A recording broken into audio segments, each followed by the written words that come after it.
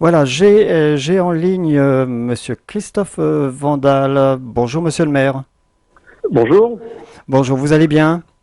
Bah écoutez, parfaitement bien.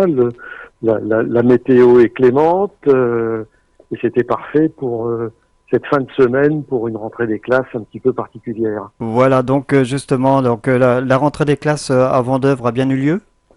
Oui, la rentrée des classes a eu lieu.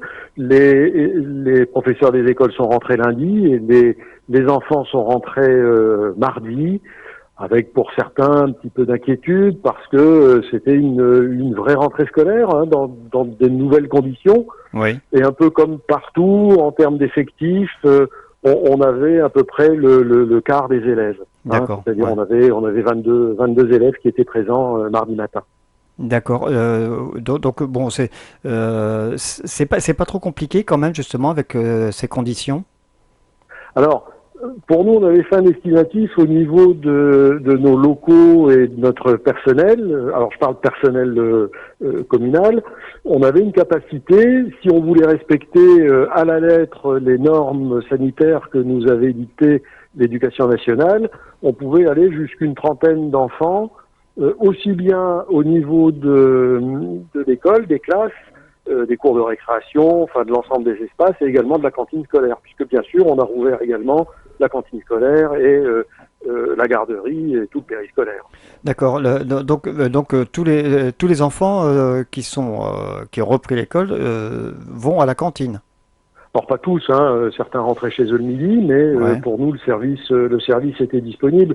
Bon, à Vendôme, on fait également depuis très longtemps un service de portage de repas à domicile pour les personnes qui le souhaitent. Donc nous, la cantine fonctionne, elle fonctionne 6 jours sur 7. Donc bien sûr, c'était pas une difficulté pour nous que de rouvrir la cantine et d'y faire accéder les enfants dans les conditions sanitaires idéales. Bon, d'ici les vacances, entre guillemets, parce que c'est vrai que c'est un peu curieux comme malheureusement avec ce Covid-19. D'ici fin juin, est-ce que vous pensez que d'autres enfants vont reprendre ou est-ce que vous avez des conditions qui ne le permettent pas? Alors aujourd'hui, si vous voulez, si je me réfère aux indications qui nous sont données par l'Éducation nationale, on travaille bien sûr en étroite relation avec les services de l'inspection d'académie et puis avec notre directrice d'école et l'équipe d'enseignants. On a un dispositif qui fonctionne jusqu'au 2 juin. Donc à la fin du mois, de ce que j'ai cru comprendre, il devrait y avoir donc de nouvelles dispositions et donc sans doute d'autres conditions d'accueil, rouverture d'autres classes pour la période de juin jusqu'aux vacances. Dans tous les cas de figure, bon, nous on va s'adapter. Ouais. Hein, et même il y a peu de temps, à ma directrice d'école, même s'il fallait qu'on mette à disposition notre salle de conseil municipal qui joue immédiatement l'école et qui permettrait d'accueillir avec la surface de 4 mètres carrés par élève, accueillir un peu plus d'élèves, on le ferait. L'objectif est quand même d'être au service de nos concitoyens, de permettre aux parents de reprendre le travail et puis aussi aux enfants qui sont contents de rentrer. Hein, ils sont contents de retrouver leurs camarades, retrouver d'autres fonctionnements, etc., etc. Donc on adaptera autant que possible. Je crois pas qu'on ait la totalité de nos enfants qui rentrent avant les grandes vacances. Hein. Les parents ont fait des choix, Ouais. les choix d'en mettre ou de pas les mettre. Hein. Ça leur appartient. À nous de répondre présent et puis de trouver les solutions techniques adaptées. D'accord. Vous êtes président, donc je le rappelle, de la communauté de communes Val-de-Lanne-Brenne. Oui. Justement sur les 12 communes de la communauté, est-ce que la plupart des écoles ont repris ou pas? Alors certaines écoles, bon pour des raisons qui sont là purement municipales, puisque la compétence scolaire n'est pas une compétence communautaire. Hein, on a juste nous, au niveau de la communauté de communes la compétence donc du périscolaire, hein, donc les centres de loisirs, les garderies, etc. Ouais. Donc certaines communes ont fait des choix différents d'ouvrir plus tard.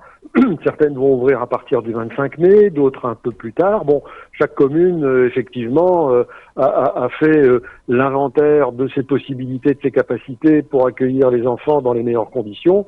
Et quelques communes ont souhaité donc décaler cette rentrée. D'accord. D'accord, d'accord. Est-ce que vous pensez que pour cet été, il y aura possibilité de faire quelques activités pour justement les enfants, les ados? Alors nous on attend effectivement de la part à la fois de l'éducation nationale, on va dire donc des autorités qui sont notre tutelle en matière d'enfance jeunesse, donc des directives pour savoir si effectivement on met en place cet été des centres de loisirs, des déplacements. Bon, ils seront forcément différents de ce qu'on a l'habitude de faire. Hein, mais là encore, bon, nous, notre personnel est présent et disponible. Donc on attend, on est dans l'attente, si vous voulez, des directives. Je crois qu'on devrait les avoir là, effectivement pour le début du mois de juin. Alors ça serait une organisation, bien sûr, complètement différente que ce qu'on a l'habitude de faire, mais là encore, il faut qu'on puisse être nous disponibles pour que les parents puissent travailler. Et derrière, on est bien conscient qu'on est nous également un maillon du redémarrage des activités économiques et il faut qu'on trouve des Des, solutions sol- pour faciliter la vie des familles. des solutions, oui, c'est vrai. J'ai souvenir l'an passé d'avoir fait un petit reportage sur Renoyer-les-Bois avec les ados qui donc restauraient le lavoir. Oui, oui, Voilà, j'avais pu interviewer Monsieur Boiron, entre oui. autres. Il y a d'autres chantiers autrement qui étaient prévus pour cette année? Ah bah oui, alors là, ça aussi, c'était quelque chose qui avait démarré, c'était tout le travail qu'on faisait avec les ados. Bon, vous imaginez que, comme pour le reste, hein, tout est en suspens, Oui. hein, tout Mhm. est en suspens. Bon, on a quand même une année qui est très particulière, hein, et que ce soit pour nous, pour la saison culturelle ou, comme vous l'évoquez, sur donc ces chantiers qu'on avait mis en place avec les jeunes, on est dans l'attente des directives.